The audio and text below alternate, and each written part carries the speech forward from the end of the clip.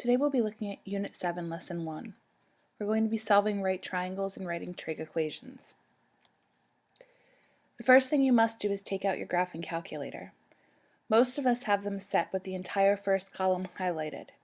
Please be sure to set your calculator in the degree mode. Press the mode button and make sure that degree is actually highlighted. This is shown by the arrow in the diagram. At any point during the video, feel free to pause so that you can practice problems, write down notes, or verify answers with the calculator. Many of the directions you're going to receive today are going to tell you to solve a right triangle. This means to find all of the lengths of all three sides and all of the measures of all of the angles. Since it's a right triangle, you can assume that one of those angles will be 90 degrees. The question is whether it's A, B, or C, or maybe another letter depending on the problem. When you learned the different trig functions, we learned that there are 6. However, primarily we deal with 3 of them: sine, cosine, and tangent. These are the 3 that are programmed into your calculator. Today we're going to be writing trig equations based on given information. There are 4 parts to this equation. They are highlighted in orange. The first part of the trig equation involves you choosing the correct ratio, whether it's sine, cosine, or tangent. The second block, located here, is going to represent whichever angle is theta. We then also have 2 more blocks which represent the ratios O over H, A over H, or O over A. They represent the lengths of sides of a right triangle. Take a moment to read through example 1.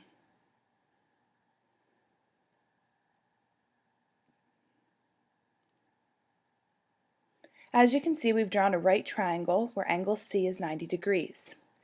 We're going to use what's called standard lettering. Standard lettering simply means that if I have capital A assigned as an acute angle, the side opposite angle A will be referred to as side A, written with a lowercase letter. Notice the same is true of B and also angle C. Opposite the angle will be represented by a lowercase letter to represent the side. In example 1, we're asked to solve the triangle. Looking at the given information, there's a bunch of different ways that you could do this problem, and there's different steps you might take that your neighbor would do in a different order. First thing I'm going to do is I'm going to solve for angle B. Since a triangle has 180 degrees, I can subtract 90 for the right angle. I then know that there's only 90 degrees left. By subtracting the 61.7 from the 90 degrees, I'll be able to figure out that angle B is 28.3 degrees. Next, as you can see, there's a trig equation written in black. There are 4 parts to this equation. We have to choose the correct ratio, fill in a theta value, and fill in our 2 sides. Whenever you're doing problems in this section, 3 of those 4 orange blanks will be filled in. The question is, why did I choose sine? Well, since I was given the angle 61.7, I knew that I had the hypotenuse. The only 2 ratios that involve the hypotenuse given to me involve cosine or sine. I decided to solve for side A, which is the opposite side to angle A. Opposite over hypotenuse results in sine.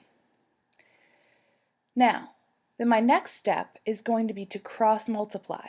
So notice I took 106.2 times the sine of 61.7 degrees. That was equal to side A. Taking my calculator set in degree mode, I can punch all of this in. I would suggest using parentheses and ending your statement with a parenthesis. Side A, rounded to the the tenths place, is 93.5. Always try to use the given information when solving for any of the sides and angles. So while we do have side A, if you made a calculation error, all of the rest of your triangle will have errors as well. So let's go back and talk about the cosine of 61.7.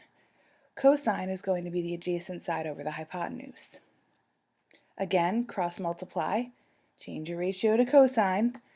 You'll be able to solve for side B, which ends up being approximately 50.3 in length. Take a second to read example 2.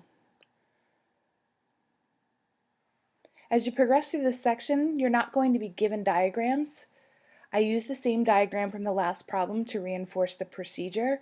However, you can draw your right triangle drawn to the right rather than to the left. Label your angles correctly with capital letters, and the opposite sides should match using lowercase letters. Again, we can use the 180 rule for the triangle to find angle B. Now, before you panic, here is a reminder that if you use the second app button, that's going to be your angle menu. That's where you'll find your degree symbol, your minute symbol. The seconds are located down above the plus sign. Please, if I give you DMS form, give all of your answers for angles in DMS form. Don't give me the decimal equivalents. Once I found angle B, I'm going to follow like I did in the last one. I'm going to talk about the sine, because I know the opposite side, and I'm going to solve for the hypotenuse. The algebra to do this is very similar to example 2. However, we have an added extra step. When we cross multiply, we end up with C times the sine of 59 degrees 20 minutes equals 6.7. We want to solve for C, so I now need to divide by what I'm multiplying C by. Put this in your calculator carefully, verify your answer, and use parentheses correctly. C is approximately 7.79. The next ratio that I'm going to use is tangent. Notice the tangent of 59 degrees 20 minutes is the opposite side, 6.7, divided by side B. Again, I'm going to cross multiply, and I'm then going to isolate B.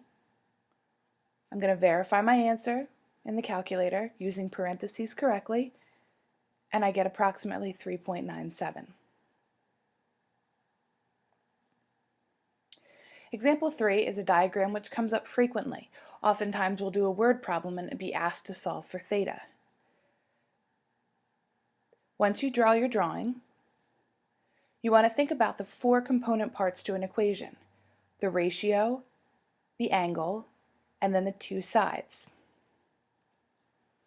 In this example, we're able to define 6 as being the adjacent side and 11 as the hypotenuse relative to theta. Notice that theta is in the top. Because I have A and H, that automatically tells me that I'm dealing with the cosine ratio. I can fill in cosine to the formula. As I said, we also have 2 sides, A and H. Instead of using their abstract form, representative of adjacent and hypotenuse, we're going to actually use their real values, 6 and 11. This is where you need to recognize that this problem is different from all the rest that we've done. What's missing in the equation is the angle. So somehow I need to be able to say, calculator, I'm going to tell you the length of the sides. Those sides represent the cosine ratio. What is the angle? To do that, we're going to input cosine inverse 6 divided by 11. Now, where is cosine inverse located?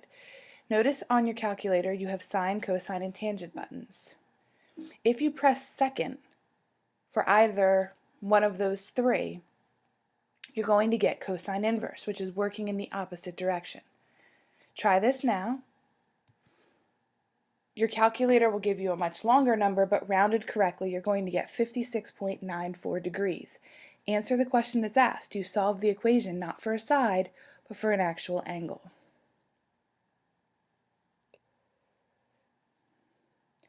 Let's recap. We just talked about inverse trig functions: sine inverse, cosine inverse, tangent inverse. How do you know you should use those commands in the calculator? When you need to solve for an angle, when you have a trig equation that's set up in front of you where x, or theta is not given to you, but you have the ratio and the two different sides. How do you decide when you're writing a trig equation whether to use sine, cosine, or tangent in general? Well, that's going to be based on A, O, or H. You're going to assign two of those letters to the two known sides. But remember, it's relative to where theta is located, the angle in question. At this time, we're going to go and review two different strategies for equation solving. You have to be able to draw triangles correctly, you have to be able to write the correct equation, but then you have to be able to algebraically solve the equations correctly. So if you look at your notes, example 1, we've got the sine of 35 degrees equals x over 6. We're going to skip right to that last step and practice just solving so that we understand how they work. First thing, we're going to always cross multiply. Notice 6 sine of 35 degrees equals x. Since I have x isolated, I'm solving for a side, I input it into my calculator, and I get 3.44. In example 2, the equation that's given to me, I'm actually solving for the hypotenuse, represented by x. Cross multiply, x times the cosine of 50 degrees equals 3, and then I'm going to solve for x, so I'm going to divide both sides by the cosine of 50. Use your parentheses correctly. If you do so, you're going to find that x has a length of 4.67. At this time, I'm going to ask you to pause the video and try the rest of the examples. One word of caution.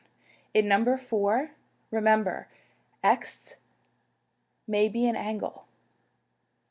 Refer back to example 3 in the notes as a model if you forget how to solve problems like this. Please pause the video now. The next part of the video just gives you the final answers without any work to the rest of the practice problems. If you're struggling with this, I would suggest speaking to a neighbor or to the teacher in order to get extra help.